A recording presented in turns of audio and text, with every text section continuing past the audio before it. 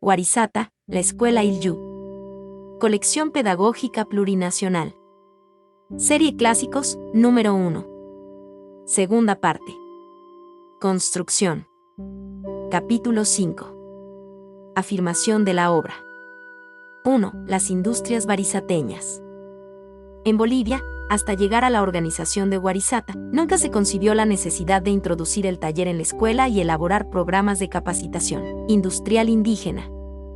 Salvo las concepciones de don Simón Rodríguez, el maestro del Libertador, esto fue siempre descartado en el estimado de que la industria manual del indio era inferior y burda. Nuestra preocupación por el desarrollo industrial de la escuela y su irradiación a la familia campesina fue calificada por la oposición como tendencia a preparar artesanos asalariados para inundar con ellos las ciudades. Esta apreciación insincera, que aparejaba la idea del salario, dio lugar a una confusión de conceptos que conviene aclarar. El término artesanía para la industria familiar indígena, lo mismo que el de salario, no son absolutamente cabales si se tiene en cuenta que el indio adquiere en esta función industriosa una forma inmediata y aislada de autoabastecimiento familiar. Su concurrencia al mercado es más bien esporádica, cuando se trata de familias que se dedican a esa labor específica. Pero en ningún caso esta actividad se realiza bajo el atractivo del salario. No se debe perder de vista que el indio boliviano, en su actual etapa de desarrollo, trabaja solo para sí, ya que las otras clases sociales del país apenas se interesan por sus productos. Para elaborar programas en el sentido de estimular la industria familiar indígena, tuvimos que implantar el taller en la Escuela 1931, pero para imponerlos como una modalidad escolar, tuvimos que librar una tremenda batalla con los intelectuales de la pedagogía, para quienes la escuela debía ser meramente alfabetizadora. Apenas acaso un tanto agrícola. El objetivo que perseguíamos no era sino acentuar la tradicional tendencia del indio hacia su propio abastecimiento, no ya como fenómeno individual y aislado, sino como manifestación deliberada de los intereses colectivos. La construcción de la misma escuela, de las casas de maestros y de las viviendas de la comunidad debía ser y lo fue resultado de esta pedagogía de esfuerzo y trabajo, con el aprovechamiento de las materias primas de cada zona nuclear. Lamentablemente, hablamos de una actividad que fuera liquidada cuando contábamos con los primeros maestros indígenas en tejidos de telas y alfombras, en carpintería, tejería, sombrerería, talabartería, mecánica, etc., salidos de nuestras aulas. Diremos en esta oportunidad que nosotros veíamos en la industria familiar el medio inmediato y práctico de salvar el destino educacional del mismo indio, en un país de tan pobrísimos recursos técnicos como el nuestro. Pero veamos el desarrollo de nuestros talleres. En 1933 no habíamos logrado aumentar el presupuesto sino en muy reducida escala, con 2 partidas para la sección docente y una para talleres. Con ellas mejoramos la atención de los niños en la sección de materias generales, creamos la sección de música e instalamos el taller de tejidos e hilados, para el cual adquirimos un telar mecánico, americano, y algunas hiladoras, y como todo lo nuevo, fue recibido con alborozo inyectando nuevas energías a la escuela. El flamante taller nos permitía poner en práctica el desarrollo y perfeccionamiento de una excelente industria familiar, aprovechando de la materia prima de la zona, que la había con relativa abundancia. Unas 4 o 5 tabacos, jovencitas, se dedicaban al hilado, percibían un salario, si bien pequeño, pero que les permitía solucionar premiosas necesidades. Los varones se especializaban en el manejo del telar. El maestro jefe de esta sección era un indio de Ulla Ulla de apellido Soruco. Fabricábamos casemirs, bufandas, mantas y otros tejidos que tenían mucha demanda, sobre todo entre los viajeros que solían detenerse, anoticiados de su existencia. El capital del taller fue de 14 quintales de lana de alpaca, que era el material preferido por su alta calidad y duración. Esto dio motivo para un interesante movimiento económico, a cargo de la comisión respectiva, que debía informar ante el Parlamento a Mauta. En octubre de 1933 el gobierno otorgó la suma de Bs. 2.500. Destinados a construcciones, instalación de talleres, adquisición de materiales, mobiliario, semillas, sementales, en fin, todo lo que fuera necesario. Como se ve, intención no faltaba, solo que con tal suma ni siquiera podíamos atender el capítulo de transportes. Hasta esa fecha ya habíamos invertido más de 15.000 bolivianos, de manera que el Estado se hallaba siempre en deuda con nosotros. Posteriormente nos referiremos a otros aspectos de la industria barizateña. Entretanto, cabe señalar que constituyeron no solamente una fuente de ingresos, sino que despertaron enorme interés en las indiadas, sin que se hubiera dado ni una sola vez el caso de que algún muchacho formado en esos talleres hubiera emigrado a poblaciones urbanas para ejercer el oficio. Al contrario, resultó una manera de arraigarlos en su medio. 2. El deber hasta el sacrificio de la vida. Una gran pérdida sufrió Guarizata hallándome en La Paz para reclamar res que se nos adeudaba por varios meses.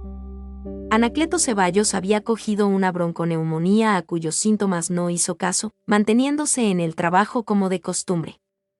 Pero el hombre no era de hierro y la flaca materia de su cuerpo no tenía la fortaleza de la de su alma. Pronto empezaron a manifestarse en él los resultados de su obstinación, y aunque le pidieron que se retirara a descansar, contestaba con energía: primero el deber. Estaba con sus niños en un jardín, pala en mano, removiendo la tierra. Súbitamente le flaquearon las piernas y cayó al suelo.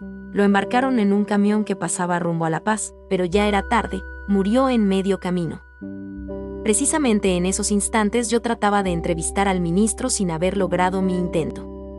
En conocimiento de la desgracia ocurrida, que me sacudió abrumándome de pesar, insistí en mi empeño, y al día siguiente pude hablar con aquella autoridad, a quien relaté lo que había pasado. Su comentario fue el siguiente: pero, ¿por qué esta información no me la dio usted ayer? Hubiéramos hecho algo para pagar los sueldos. Culminaba con esta muerte la serie de padecimientos que habíamos experimentado desde el principio. Anacleto Ceballos, idealista, modesto, valeroso, es decir, con las cualidades del hombre de corazón, es todavía recordado en Guarizata por los indios que lo conocieron. Fue la primera víctima en la lucha desigual planteada contra el régimen feudal al que tratábamos de destruir para que de sus ruinas aflorara un hombre y una patria nuevos, en el sentido más amplio, como lo dijera Alejandro Lipschutz en visita que nos hiciera a la escuela. Sea la memoria de Ceballos honrada por el viajero que pase por Guarizata y diga: aquí cayó un hombre por cumplir su deber. Pero también a Félix Zabaleta le estaba señalado su destino, movilizado en el ejército del Chaco. Nunca retornó a Guarizata. De Zabaleta he de relatar otro hecho que lo pinta tal cual era. A fines de 1932, reuní a los tres maestros, Ibáñez, Ceballos y el menor de ellos, que era Félix. Les agradecía por su labor y la cooperación esforzada que me habían prestado, dando por clausuradas nuestras labores de ese año, para ingresar al periodo de vacaciones. También les manifesté que, como había mucho trabajo que atender, yo me quedaría en Guarizata. A eso, Zabaleta se puso de pie, pidió la palabra y manifestó su voluntad espontánea de renunciar a sus vacaciones para quedarse en Guarizata. Este renunciamiento fue seguido por Ceballos y finalmente por Ibáñez. De donde resulta que no hubo vacaciones para nosotros, habiendo quedado suprimidas desde entonces con carácter general.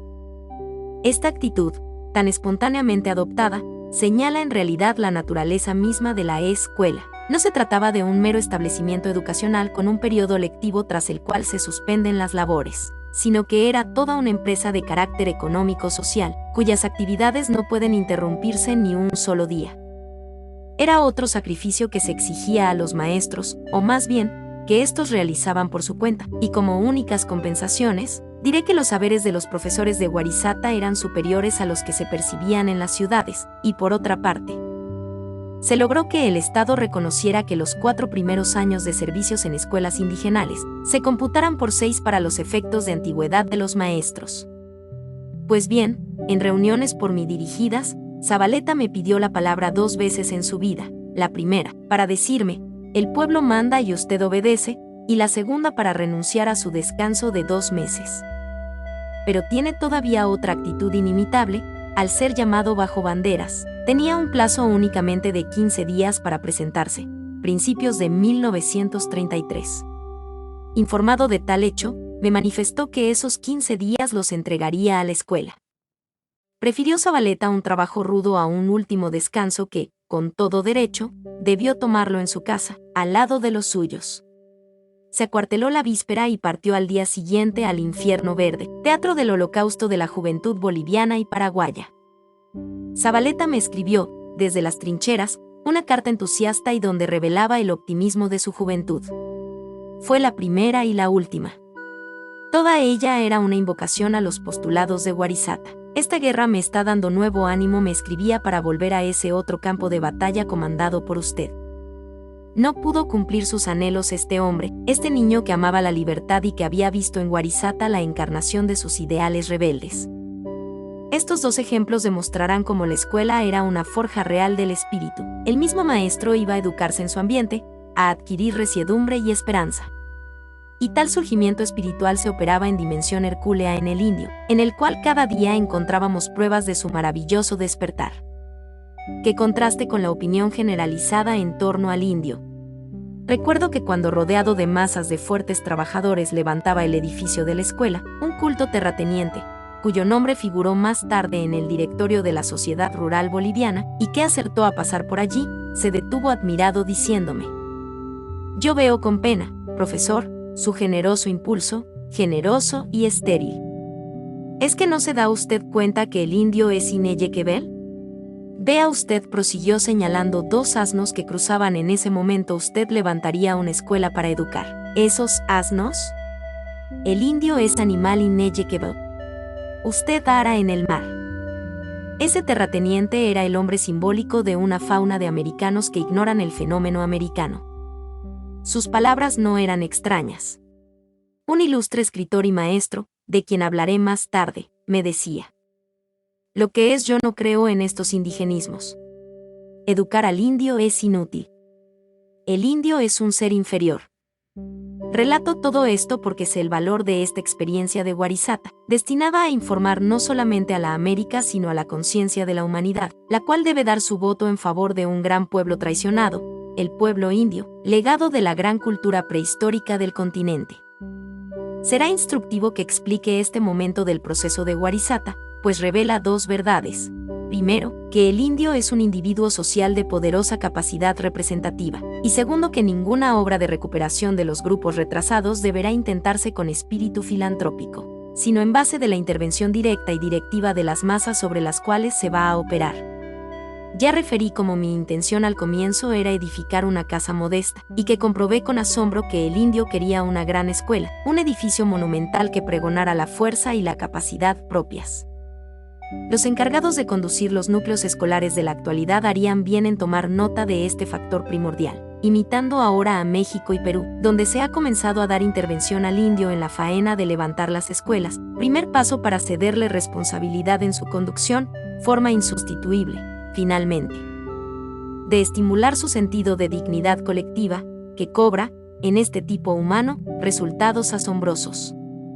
Debo recordar todavía un hecho entre los muchos que podría referir que acentúa la fuerza que posee la fe del indio, en una obra de esta índole.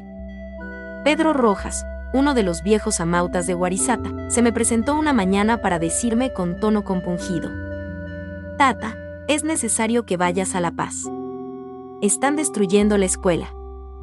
El objetivo que entonces perseguíamos, fines de 1931, era hacer figurar a la escuela en el presupuesto nacional, lo que garantizaría definitivamente su funcionamiento. Tal hecho parecía logrado, y así lo manifesté a Rojas.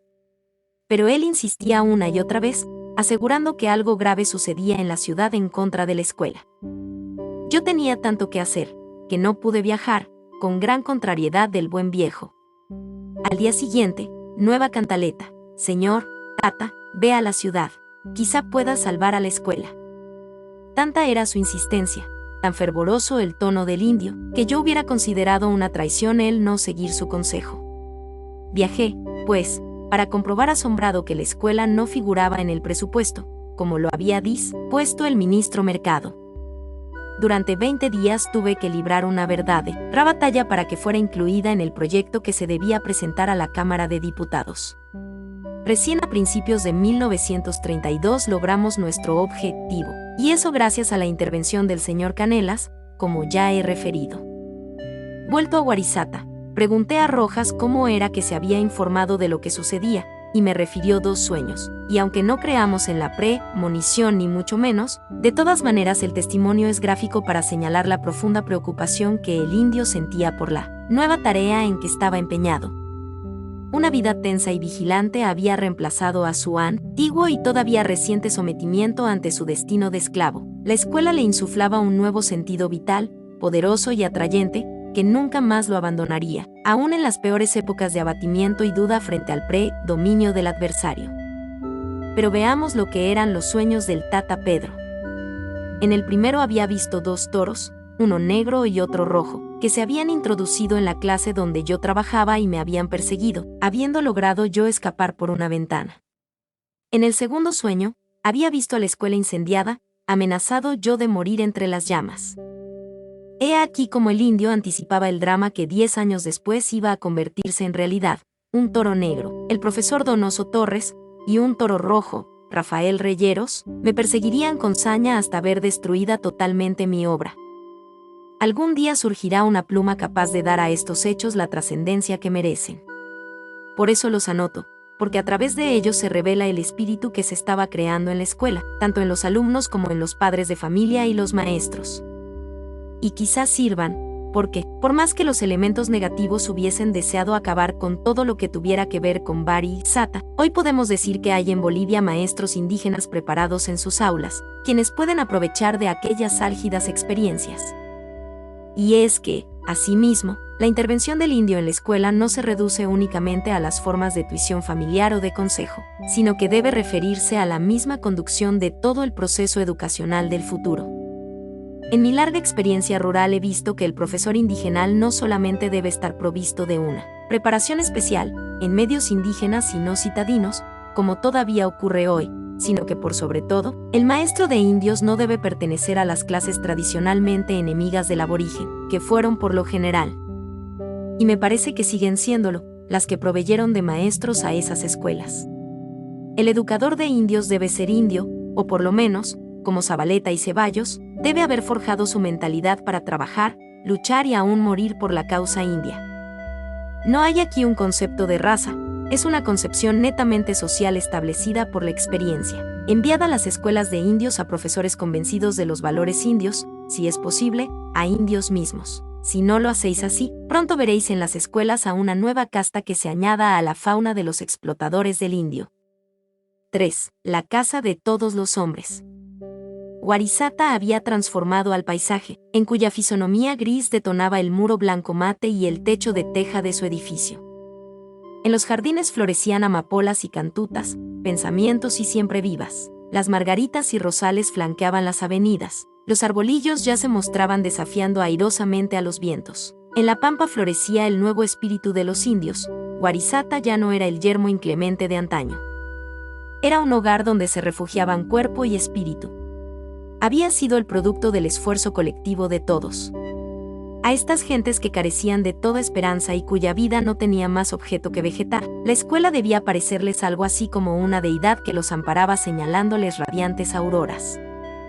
La escuela era el producto de sus manos, pero la miraban con la unción con que se contempla a la vieja madre, a la taica de todos los tiempos. Sin duda, había algo de primitivismo en todo esto. Crear algo, y luego atribuir a la cosa creada la propia existencia de uno. Pero en verdad, Warisata se había levantado y flotaba en su ambiente un hálito de vida con el cual cobraba sentido cualquier cosa que emprendiéramos o proyectáramos.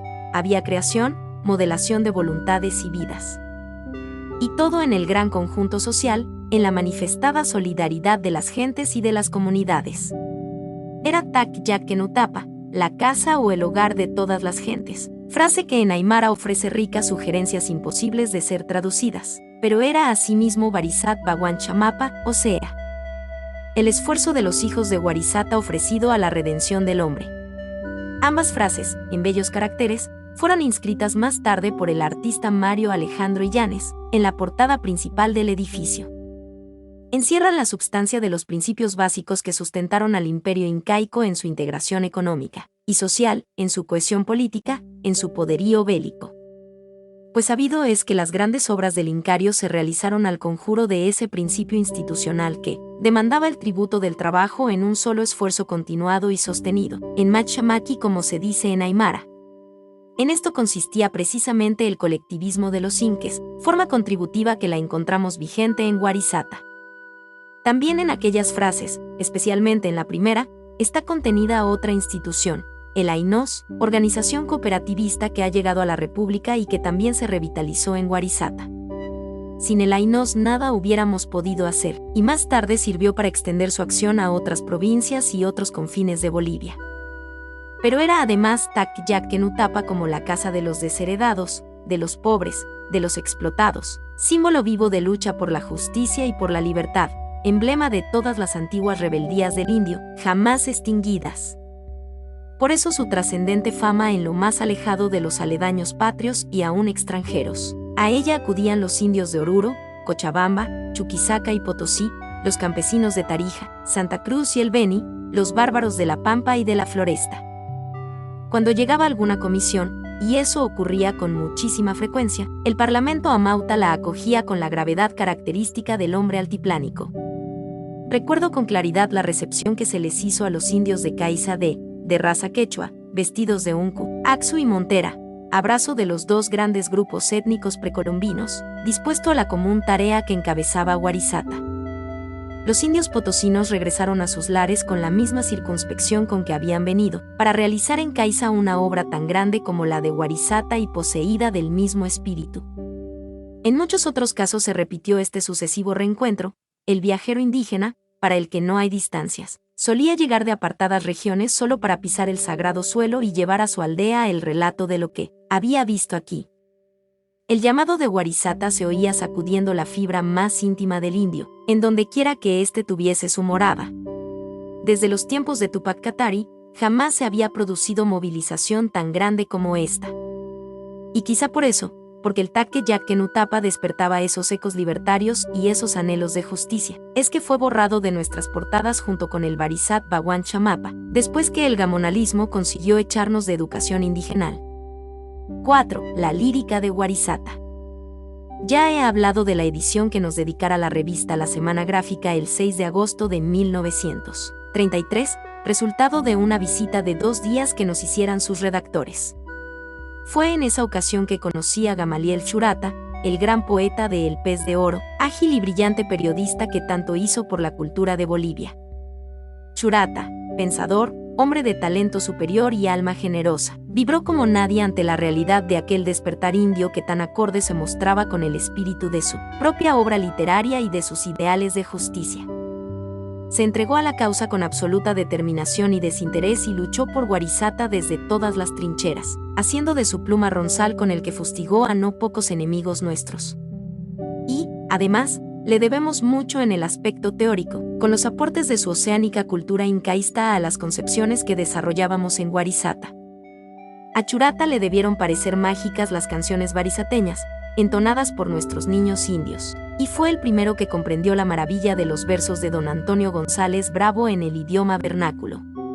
En la nota de redacción que puso al pie de la crónica de Francisco Villarejos, escribía lo siguiente. La experiencia educacional de Guarizata tiene en Antonio González Bravo, noble, rectilíneo y elevado espíritu, al animador insustituible de la conciencia artística de la raza. Los poemas que ahora insertamos lo comprueban. Por lo demás, la realización del nuevo poema aymara tal como lo siente y concibe González, abre una perspectiva ilimitada al poema heroico, didascálico y epopéyico en el cual, algún día cantará el poeta indio la grandeza mosaica de la tierra americana. Antonio González Bravo había sido nombrado profesor de arte musical con una de las nuevas partidas del presupuesto. Fue una de nuestras grandes adquisiciones y su estancia en Guarizata le permitió captar la lírica de la región en canciones de la más alta categoría estética. No haremos su panegírico, pues no hace falta en tan eminente boliviano. Guarizata encontró en él a su auténtico intérprete en el campo musical, como después lo encontró, en el plástico, con Alejandro Mario Illanes. He aquí una de sus canciones. Jaipu Ururi Baragüera. Jaipu Ururi Baragüera, Comajanco Jifipiri, Alajpachanza, Ajayunza Colquecanana Guiuiri. Uruir Nak Focaskiucaja, Yumau Hakan Samaraita, Chiar Purkiria Umarusa, Jankomampiu Coñachaita. Bali Kajibi Alajpacharu. Suma Kaniri Chuima Mankaru. Akajiska Hakañanjan, Takewa Hanka Tukusi, Kanamasti Wiñayaba, Hait Punakana Barsusi. Humaru Intanta Mukaja, Chuiman Bali Kanaumanti, Makan Kotaru Intatasti, yaka alpachamau kanti. Bali kahibi alajpacharu. Suma kaniri chuima mankaru. Haitpu ururi baragüera, achachilku sisiyiri. Bali kauk shamakpachata, hanko nina naktayiri. Ukhamaraki patja, yaka hakenakataki. Yampu kolke wilirchita, chakan suma chañataki. Bali kahibi alajpacharu. Suma kaniri chuima mankaru. Cuya traducción es: al lucero de la tarde. Clara estrella de la tarde limpia y blanca resplandeces en el cielo y en nuestra alma brilladora de la luz de plata. Cuando se han llenado los trabajos del día tú haces descansar la existencia. Y a la negra noche que llega, con tu blancura la haces suavizar. Resplandeces intensamente en el infinito brilladora hermosa dentro del corazón. En esta vida pequeña todo luego se acaba. Pero tu claridad eternamente en las tardes se vacía.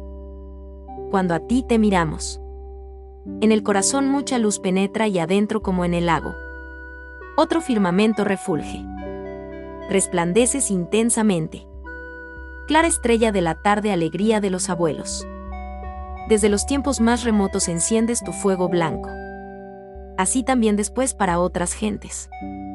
Derramarás el polvo de plata para embellecer la vida. Resplandeces intensamente. Los conocedores del idioma aymara apreciarán la extraordinaria belleza de estos versos y su profundísima ternura. Lamento no disponer de la música que los acompañaba, y con la cual la canción flotaba dulcemente en la pampa barizateña. Semejantes son muchas otras obras de González Bravo, expresión viva de la tierra y del indio americano 12. 5. Efectos de una crónica. El artículo de la Semana Gráfica tuvo, como hemos dicho, una enorme resonancia, y cuán grande sería su efecto, que hasta la Dirección General de Educación Indigenal se resolvió a ver qué es lo que pasaba en Guarizata, pues que hasta entonces lo ignoraba por completo. Para ello, nos envió una nota pidiendo los planes y programas que habíamos elaborado, junto a un cuestionario de circunstancias. Como era la ocasión para poner los puntos sobre las íes, respondimos con un extenso oficio, del que voy a transcribir las partes principales porque por primera vez pusimos por escrito todo lo que habíamos hecho, y las concepciones teóricas que veníamos elaborando. Tuve que referirme, en tal nota, a las 2 escuelas normales rurales que continuaba sosteniendo la dirección, y las cuales ya le costaban al erario alrededor de BS 70.000, mientras a nosotros se nos había dado, como gran cosa, 2.500. Hice notar al director general que esas escuelas, de normales, solo tenían el nombre. Una normal rural debía ser el resultado de muchos años de trabajo, cuando se hubiera alcanzado una cultura superior que permitiera el ingreso de jóvenes indios formados en las actuales escuelas de trabajo o profesionales, de las que en Bolivia existe una sola. La de Guarizata. Una tendencia perniciosa está influenciando a nuestros compañeros normalistas, la de pretender academizar los establecimientos que dirigen, con grave peligro de las escuelas indigenales que van camino de una absurda intelectualización, cuando precisamente el sentido de la nueva escuela nos trae manifestaciones contrarias. Continuaremos por mucho tiempo más en la postración. Si las escuelas rurales, en lugar de estimular el desarrollo del espíritu de trabajo, aptitudes manuales, etc., en el niño, han de hacer del indio un intelectualoide presto a abandonar las labores del campo o las pequeñas industrias, para convertirse al doctorismo burócrata, de que es tan fecundo nuestro país. ¿Cuáles son los resultados de esas escuelas normales en 3 años de vida que llevan? ¿Cuántos maestros han egresado de ellas? Los egresados se dedican al magisterio, ¿en qué porcentaje? ¿Cuánto vienen costando esos establecimientos hasta la fecha? Graves interrogaciones las que hacía al director general, el que, si hubiera respondido, no hubiera tenido más remedio que confesar el completo fracaso de aquellas escuelas normales tan inútiles como costosas. Estimo, continúa la carta, que el tipo de escuela a difundirse es el ensayado en Guarizata. Con el devenir del tiempo, cuando se hayan logrado los frutos y el indio se halle convenientemente preparado, se le abrirán las puertas de las normales, de los institutos de ciencias, artes, etc. Como consecuencia directa de la evolución que haya sufrido en el orden social e intelectual, debido al esfuerzo propio, que impone este primer impulso y a la acción perseverante de las escuelas de trabajo, cuyo objetivo primordial entraña la necesidad de atender armónica e integralmente todas sus facultades, dentro y para su medio. Como el director general nos había informado de su deseo de dictar algunas normas, le decía: le reitero la insinuación que le hice, en sentido de que tuviera usted a bien hacer una visita a la escuela, por un tiempo no menor de 2 días, a fin de captar su modalidad, orientación, resultados, necesidades, deficiencias, etc., que le permitirían prácticamente y con mayor conocimiento de causa, dictar las normas generales a las cuales me dice usted debe sujetarse en lo sucesivo el establecimiento. Por mucho esfuerzo dialéctico que haga en mi afán de mostrarle la realidad de la vida escolar en Warisata, en todos sus aspectos, jamás podré llevarle una impresión exacta de ella, cuál es mi deseo. Entonces, las nuevas normas que han de ser dictadas por la Dirección General, ¿acaso pudieran estar en divorcio con las necesidades que impone el medio físico y social? Esas pretendidas normas no podían ser sino las que regían en las mal traídas escuelas normales rurales. De ahí nuestra observación, dura si cabe, pero perfectamente justa. Me temo que señalar normas en los actuales momentos acaso sería un poco prematuro, si no hemos arrancado todavía conclusiones que las reglen. Hay más. Corremos el riesgo de sentar ciertos principios reñidos con la ética o la psicología indígenas, cual ha ocurrido ya.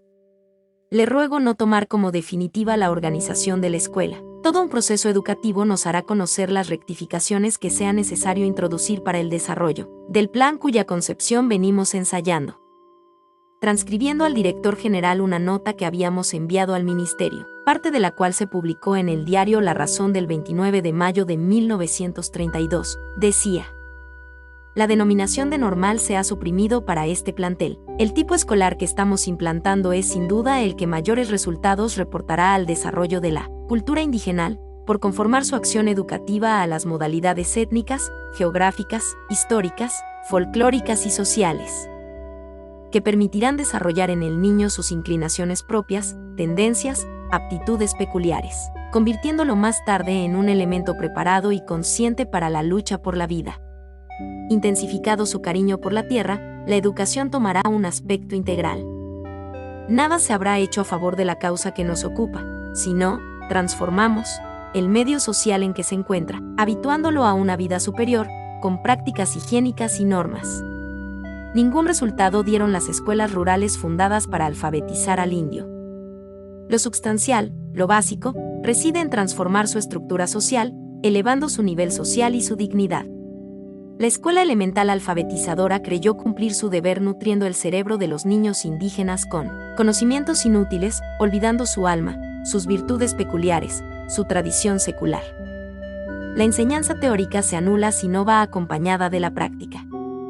Mientras por una parte se impone cambiar de medio social, por otra es menester conservar al indio en su medio físico, de acuerdo a cuyas condiciones ha de establecerse el plan educativo y de instrucción que dará fisonomía propia a las escuelas indigenales.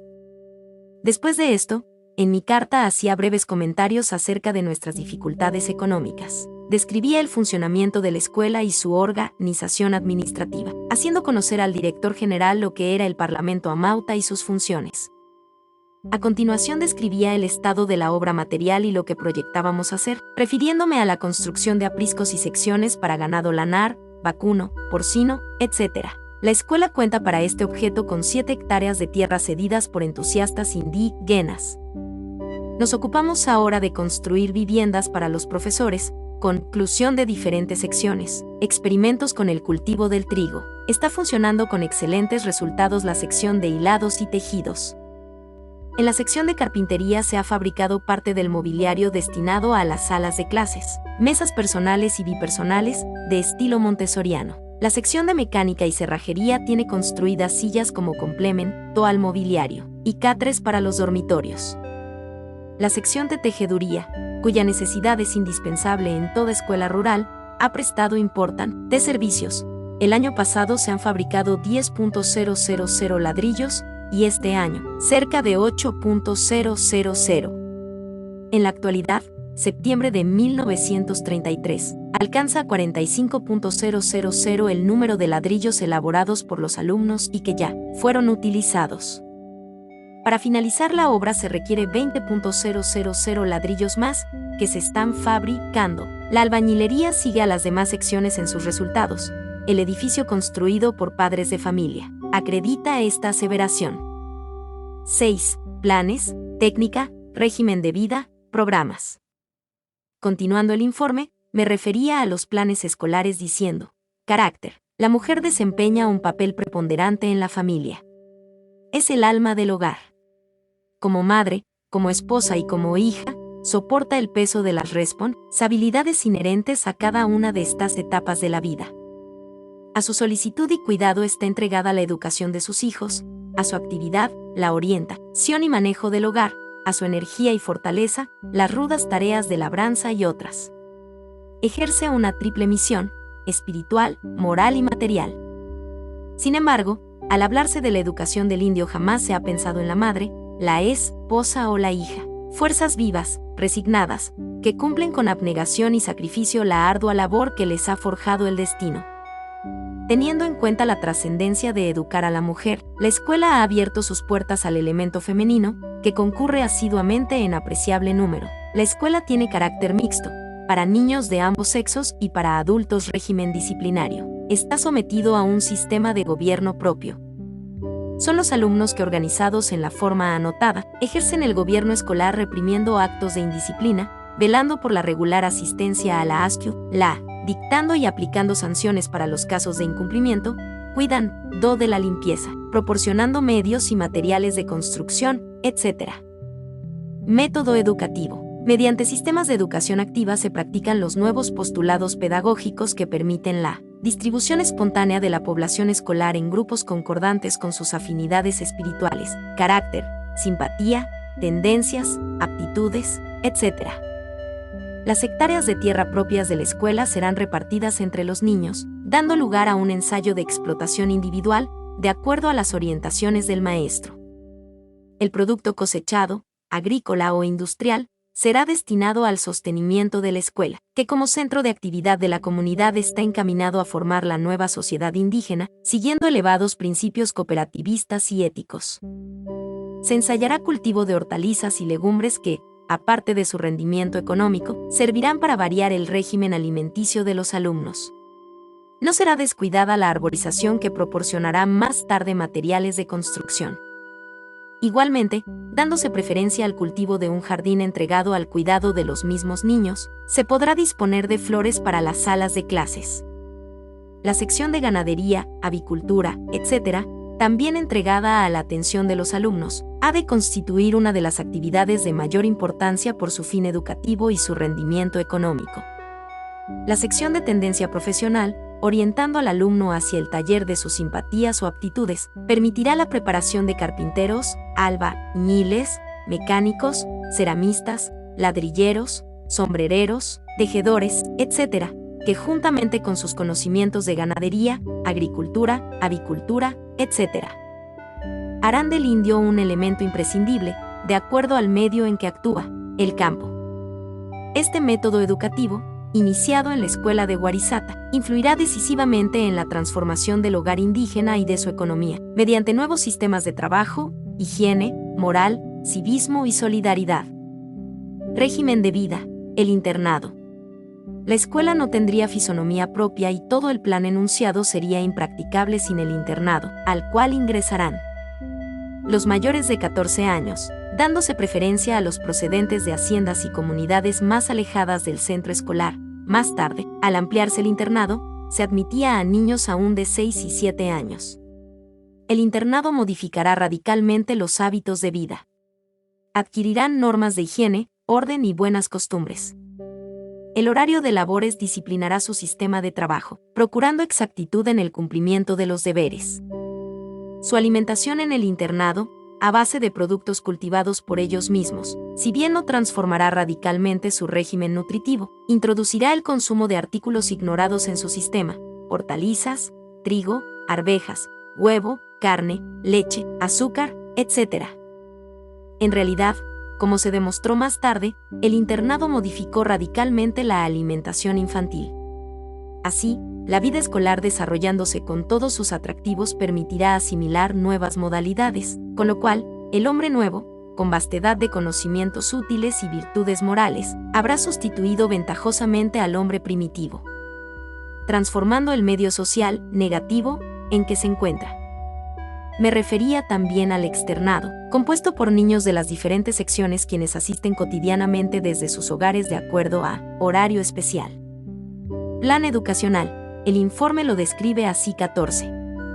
La sección kindergartenina o preescolar, que se encuentra en pleno funcionamiento, con niños de 4 a 6 años de edad.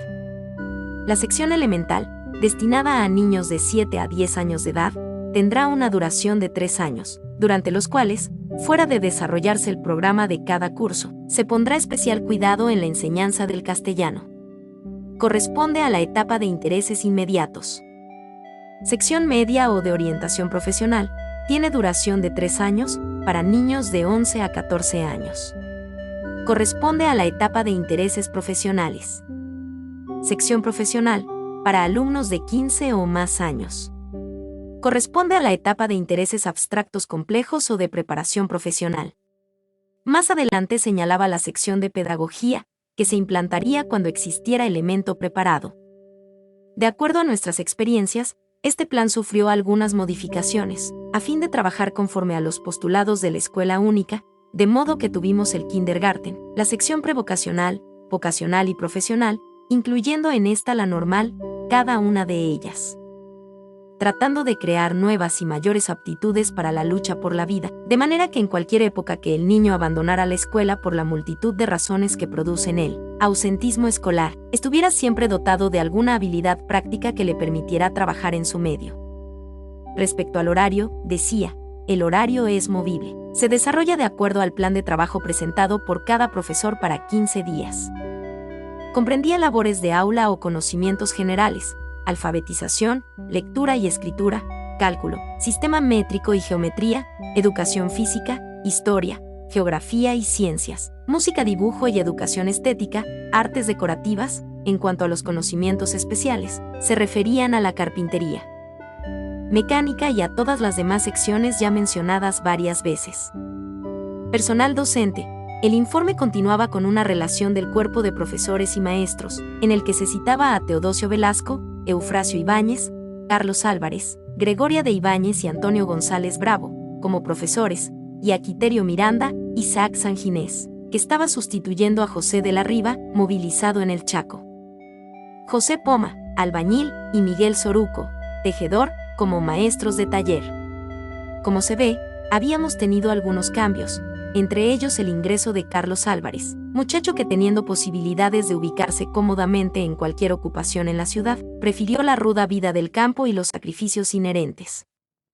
Del alumnado, indicaba una inscripción de 400 niños, con asistencia media de 320, haciendo notar algunas influencias negativas como las enfermedades que solían hacer estragos en la campiña, o las épocas de siembra y cosecha, en las que los niños debían colaborar a sus padres.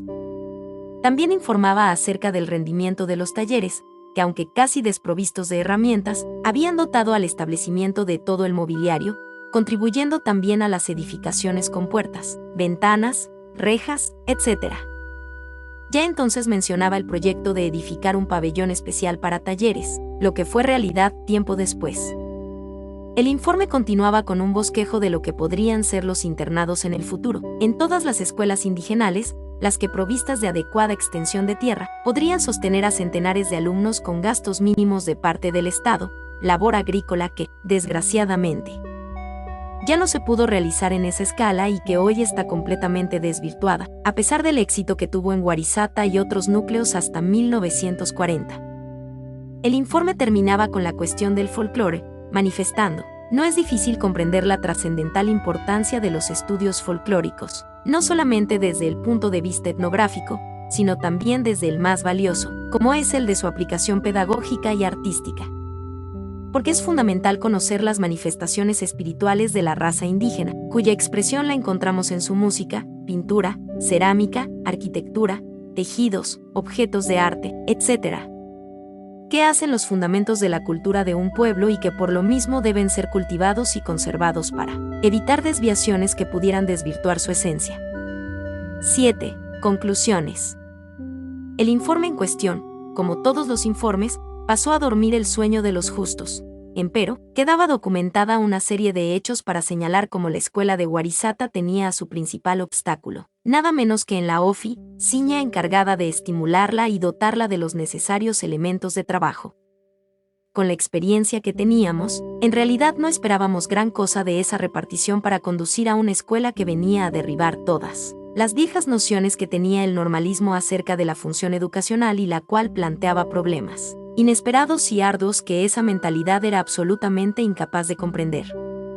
Y no era menos importante el haber demostrado cómo, en los jerarcas del normalismo, lo esencial era una finalidad de lucro, en la cual todo ideal estaba ausente, como que en la escuela boliviana en general, más se desarrollan los defectos que las virtudes. En el caso presente, el normalismo prefería sostener y crear simples escuelas alfabetizadoras, con el sonoro nombre de normales, pretexto para percibir elevados sueldos y hacer gastos dispendiosos, en medio de una vida muelle y sin problemas. En tanto, en Warisata nosotros afrontábamos todo, las enfermedades, la falta de recursos, las agresiones y denuestos de los gamonales, el duro clima, todo, digo, sin que tuviéramos ayuda de nadie. A tal punto llegaba la indolencia de las autoridades, que el director general, en 6 años, ni siquiera nos hizo una visita para ver qué era Warisata. No existe resentimiento de mi parte, pero me he propuesto escribir la historia de nuestros padecimientos, y necesariamente tengo que hacer estas referencias a quienes pudieron y no quisieron colaborarnos. ¿Por qué? ¿Por abulia, quizá? No lo sé, el caso es que mejor hubiéramos trabajado sin tener encima a aquella autoridad, a cuyo secretario, en cierta oportunidad, le preguntó el poeta Capriles. Dígame, ¿qué hace el director general? Nada. ¿Y usted? Le ayudo. 8. El indio y la guerra del Chaco. La guerra del Chaco produjo una profunda conmoción social, aunque no tuvo, para Warisata, ningún efecto que pudiera detener su crecimiento vertiginoso. Y tal vez por la conciencia de que la patria se desgarraba en el sudeste, el indio barisateño redoblaba su afán constructivo como un modo de ganar, en el plano histórico, las vidas que se perdían en el infierno verde. Por convicción ideológica, por temperamento, somos contrarios a la guerra. En este sentido, no cabe duda respecto a nuestra posición frente a la guerra del Chaco, hecatombe que condenamos por el inmenso sacrificio que representa para el indio. Pero, en realidad, no teníamos alternativa, y el único modo de quedar en paz con nosotros mismos era dejar que el indio resolviese. Y, en efecto, el indio deliberó, libre de presiones, manifestando una vez más cómo se plasmaban en su espíritu conceptos de hondo contenido humano. Declarada la guerra, reunimos a la población en el campo de deportes. Se hicieron presentes hombres y mujeres de toda edad y condición, probablemente la comunidad íntegra. Ante un mapa preparado para el efecto, se les informó de lo que estaba sucediendo en la frontera con el Paraguay, describiendo además la región del Chaco, su clima, condiciones de vida, poblaciones, productos, caminos, etc. Después de oída esta información, los hombres conversaron y por propia iniciativa y absoluta unanimidad, resolvieron enviar a la guerra a todos los hombres capaces y cooperar a la defensa nacional con víveres para los combatientes. Nadie imaginaba, sin duda, que la horrorosa contienda fuese a durar 3 años. Además, se resolvió que en un plazo de 10 días se harían presentes en el centro de reclutamiento de Achacachi. El día indicado, a la hora exacta, estaban en la vecina población hombres y mujeres, niños y ancianos. Otra vez toda la comunidad. Nosotros formábamos en las densas filas, a pie, con varias banderas nacionales y con más de 500 niños que alargaban la caravana al son de canciones de circunstancias. Unas cuadras antes de llegar al pueblo nos pusimos en formación. Primero venían el director, profesores y amautas, le seguían alrededor de 200 jóvenes, primer contingente de Warisata. Los alumnos y las mujeres llevaban del cabestral a no menos de 600 mulos y borricos cargados de alimentos. 2 bandas de músicos nos acompañaron al recorrer las calles formados de 4 en fondo. La plaza quedó completamente llena con aquella enorme multitud. Espectáculo nunca visto en nuestra historia republicana. Los indios presentándose a un puesto militar, para entregar espontáneamente a sus hijos al sacrificio patrio, y a más de eso, llevando algunas decenas de toneladas de víveres. Los víveres fueron recibidos por el comando militar, los hombres no, porque se nos manifestó que serían llamados en su oportunidad de acuerdo a un rol preparado especialmente. Comenzaba la llamada movilización por cuentagotas en lugar de la movilización total, y pronto el país sentiría los efectos de esa táctica suicida, viendo a los contingentes de soldados sucumbir uno tras otro en el Chaco. Es indudable que los comandos militares no supieron aprovechar la buena disposición del pueblo para movilizarse. Al contrario, sucesivas muestras de su desconcierto e insensatez produjeron en las masas una paulatina desmoralización, y pese al valor heroico del soldado boliviano, la guerra transcurrió de derrota en derrota. Véase lo que a nosotros nos pasó, prueba de la brutalidad con que se respondía a la patriótica actitud de los indios. En Guarizata todo era favorable a la movilización y nadie escurría el bulto, ni mucho menos, pues tal cosa hubiera sido considerada por la comunidad como un acto de traición incalificable. Sin embargo, cierto día, a las 4 de la mañana, los soldados de reclutamiento desprendidos de la guarnición de Achacachi nos hicieron un malón allanando las casuchas de los indios para arrastrarlos al cuartel, y entonces no se fijaron en edades ni en rol alguno como habían dicho. Al amanecer, madres, esposas e hijos vinieron a relatarme lo ocurrido para que reclamara ante las autoridades. Fue inútil, las órdenes militares eran inamovibles, y en menos de 24 horas los pobres indios salían de Achacachi, rumbo a la trinchera, sin haberse podido despedir siquiera de los suyos. No fue la única vez. Esos malones, instigados por el vecindario de Achacachi, se repitieron con frecuencia, coincidentemente con la noticia de algún desastre guerrero. Lo que hubiera sido escena tierna, de amable aunque triste despedida, se convertía en sórdida persecución, en insultos y bajezas. Así era la mentalidad achacacheña y así respondió a la fiesta con que Guarizata había saludado a la movilización. La escuela contribuyó muchísimo a aliviar los sufrimientos de las familias de los movilizados. Como disponíamos ya de servicio telefónico y de correos, establecimos turnos especiales para la recepción y despacho de la correspondencia, envío de encomiendas, maíz tostado, habas, vito, cebada molida, etc. Profesores y alumnos escribían las cartas o las leían para los interesados, y en fin, hicimos cuanto estuvo a nuestro alcance para alentar o consolar a la gente. En este aspecto, Guarizata ha debido padecer menos que otras comunidades donde el indio, sometido a los abusos del corregidor o de la acostumbrada taifa de explotadores, no podía siquiera enviar una carta o remitir una encomienda. En ciertos lugares apareció una industria lucrativa, el escribir cartas. 2 de nuestros profesores fueron movilizados, como tengo dicho, Félix Zabaleta y José de la Riva.